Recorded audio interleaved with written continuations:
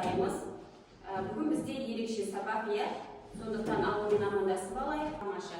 Енді біз бүгін сабағымызды бастамас бұрын алдымен гимнді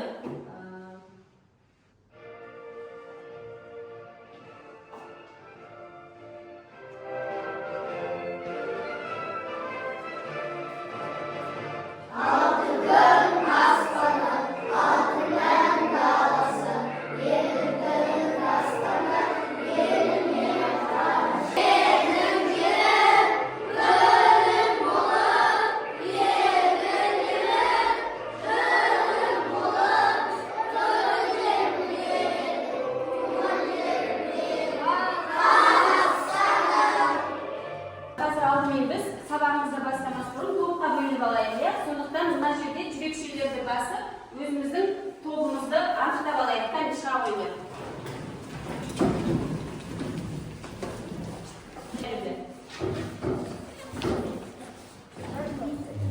Психологиялық ахуал жасап алайық.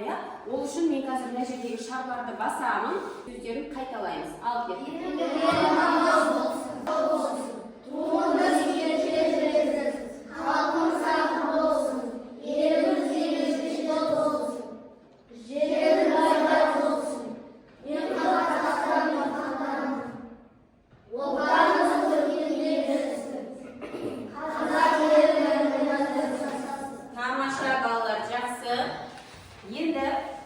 яғни біз психологиялық ахуал орнатып алдық. Енді біз осы аптаның дәйек сөзіне көшейік. Біздің осы аптаның дәйек сөзі отаным алтын бесігім екен. Осыны кім айтады? Отаным алтын бесігім дегенді қалай түсінеміз?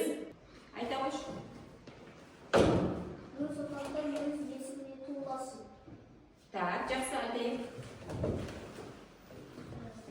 Қай мемлекетте туыласың, сол мемлекет саған алтын бесігім. Дәйек сөзін бүгінгі осы аптаның дәптерімізге жазып аламыз. Бүгінгі күннің ретін жазып, осы дәйек сөзді дәптерге жазып қоямыз.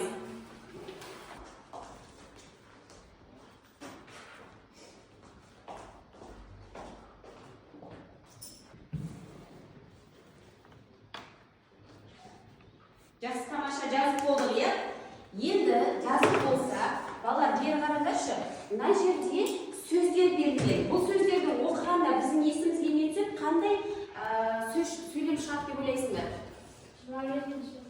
Бір-бірден айтайық. 25 қазан. Тағы қандай сөз бар? Республика.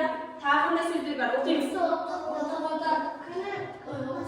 Отбасы, гимн, жақсы, мереке, туу, тағы күн, елтаңба, тамаша, Астана, жақсы. Ал енді осыдан оқыған кезде қандай сөйлем шығады деп ойлайсыңдар?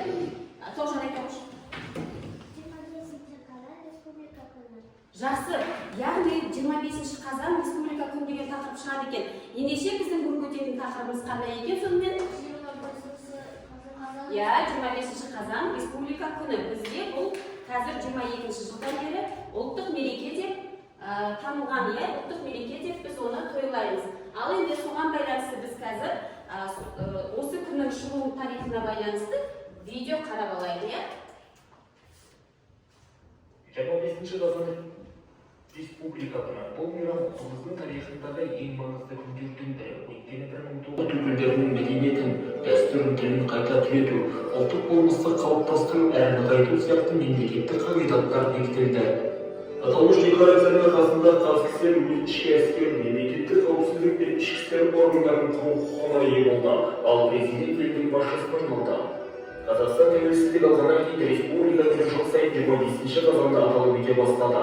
1995 өтті, ал 2009 жылы сәуірде мерекелер қатарынан мүлде алынып тасталды. Осылайша 10 жылдан астам уақыт бойы 25 қазан республика күні тойланған жоқ. 2022 жылы президент Қасым-Жомарт Тоқаев республика күнін қайтаруды ұсынды. Мемлекет басшысы оған ұлттық мереке мәртебесін беріп, Қазақстанның басты мейрамы ретінде атап өту. Бейнеролигімізді қорытындылап алайықшы. Сонымен бүгінгі біздің өтіп жатқан тақырыбымыз қандай болды? Қандай болды? Кім айтады? 25 қазан республика күні. Қай жылы? 1990 жылы қабылдады декларациямен. Дұрыс айтасыздар. Жақсы, ал енді 22 жылы бұл мерекені қандай мереке атап өтті. Қандай мереке деп қабылдады? Ұлттық мереке деп қабылдады. Жақсы.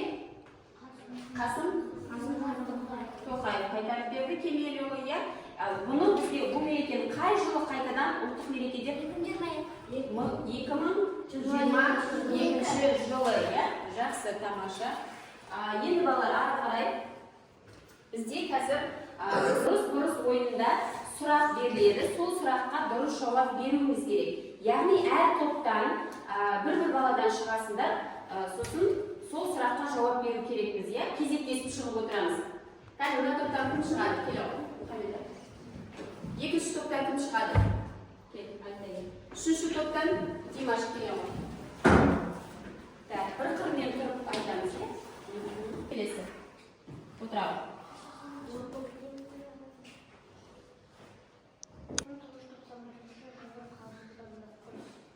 Яғни ол бұрыс екен, иә? Естің басында саңылдақ бейнеленген. Дұрыс па, бұрыс па? Дұрыс. Бұрыс па? 25-ші қыркүйек емес, иә? Бұрыс. Жақсы, келесі. Отырамыз. Қазақ тілі. Мемлекеттік тілі қазақ тілі. Дұрыс, жақсы. Келесі.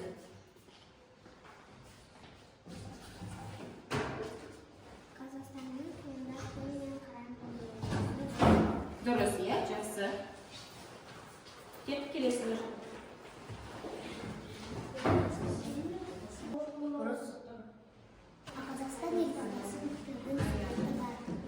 Иә, Қазақстанның елтаңбасында пілдің суреті бар дейміз. Бұрыс, иә? Жақсы.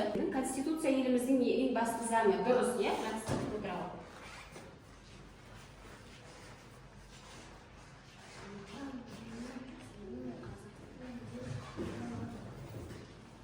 Дұрыс па, бұрыс па? Дұрыс, жақсы, тамаша. Отырамыз. Қолымыздан тұрып, сергіп алайық, иә?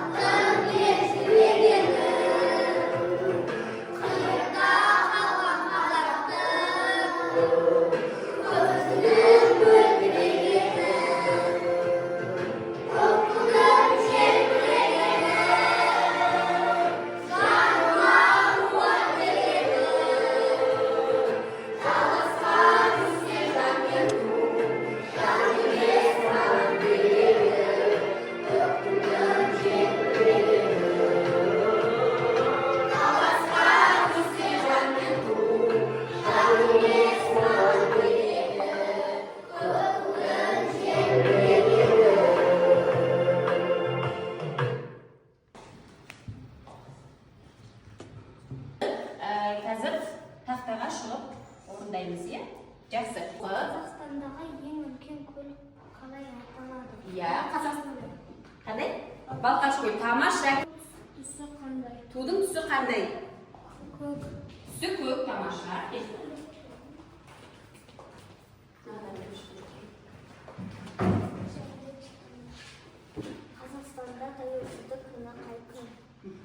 қай күн?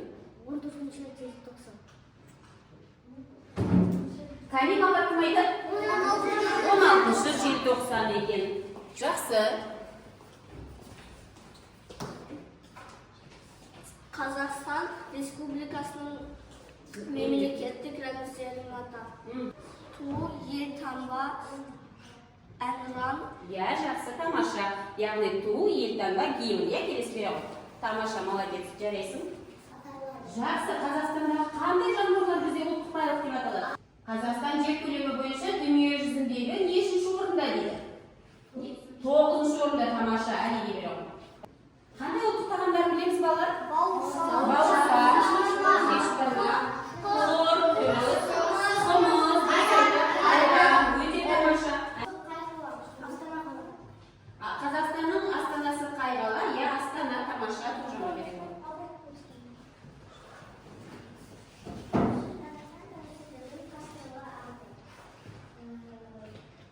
Иә, Қазақстан тәуелсіздігін қай жылы алды? Иә, республика күні қашан тойғанады дейді? Тоқтар, өз айтады. 25-ші қазан, тамаша, жақсы. Яғни сен білесің бе айдарында біз сұрақтарға жауап бердік, иә? Қандай сұрақтарды білдік біз қазір? Қандай сұрақтарға дұрыс жауап бердік? Яғни республика күні қай күн екенін білдік па? Қай күн екен? 25-ші қазан. Біздің қазақтың жаңағы төрт түлігіне не жатады екен? Қой, сиыр, жылқы, түйе жатады екен. Тамаша. Бүгінгі өтетін сынып сағатымызда қауіпсіздік сағаты бар бізде, иә? Яғни біздің қауіпсіздік сабағымыз ата-аналардың бақылауы деген. Бұл ата-аналардың бақылауы деген нені білдіреді? Кәне, кім айтады?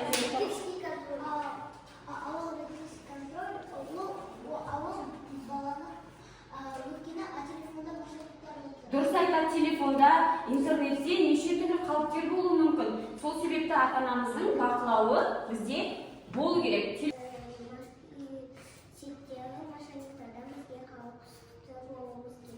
Дұрыс айтады.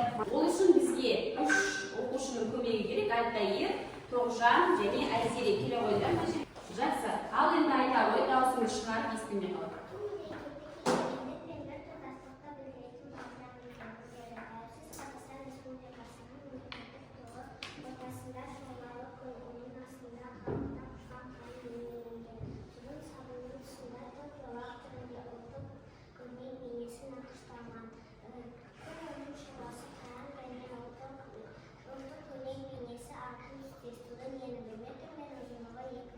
Тамаша.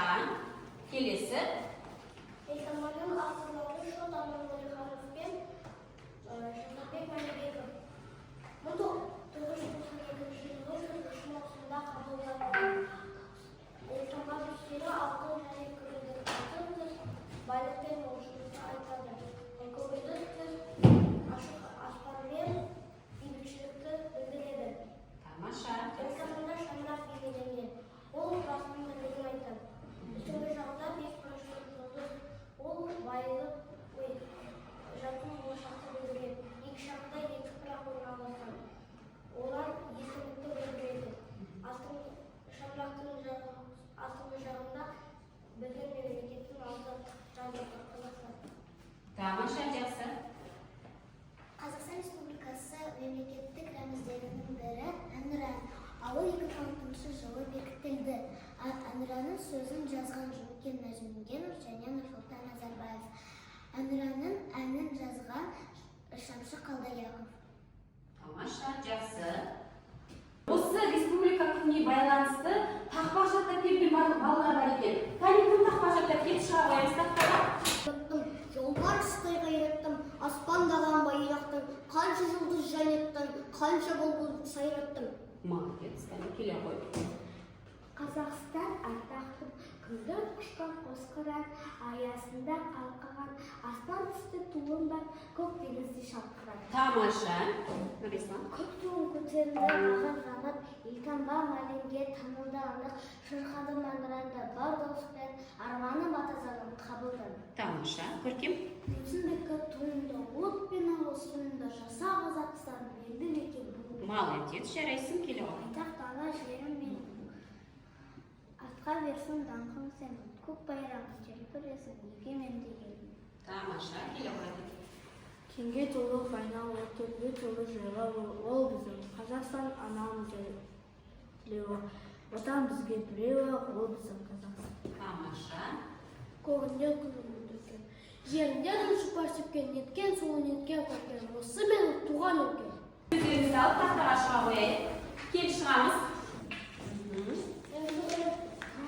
Жақсы. Патриотизм, Молодец. әділдік, Бейбітшілік, қорлық, қорғау, игілік, тарих.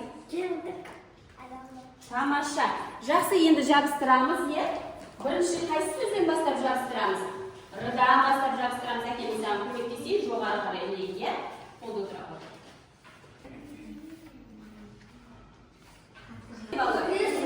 Республика деген сөз шықты. Яғни күні қай күні? 25 қазан. Қандай мерекеміз? Ұлттық мерекеміз. Тамаша. Балалар, осымен біздің сабағымыз аяқталды. Ендеше біз қазір рефлексия жасауымыз керек. Мына жерде балалар қарай қойыңдар. Өте жақсы түсіндім. Егер бүгін сабақты жақсы түсінген болсаң, сабақ саған қатты ұнаған болса, мына екі оқушыны басасыңдар үстінен, иә? Ал егер сұрағым бар, бірақ сабақ ұнады деген оқушылар мына екі оқушының үстінен басады. Егер түсінбедің, сабақ маған ұнамады десеңдер, одан мына екі ренжіп отырған оқушының үстінен басасыңдар, иә? Қазір бірінші мына топ шыға қойсын, содан кезектесіп, мына топ бірінші шығады, барлығымыз. Сәл баста қойыңыз.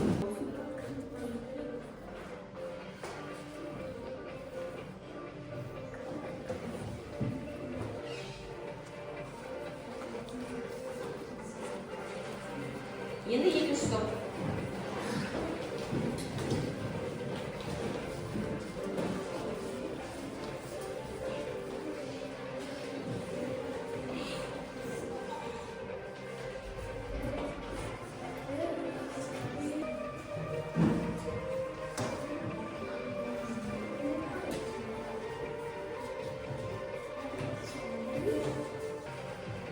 Тамаша, жақсы балалар, отыра қойыңдар.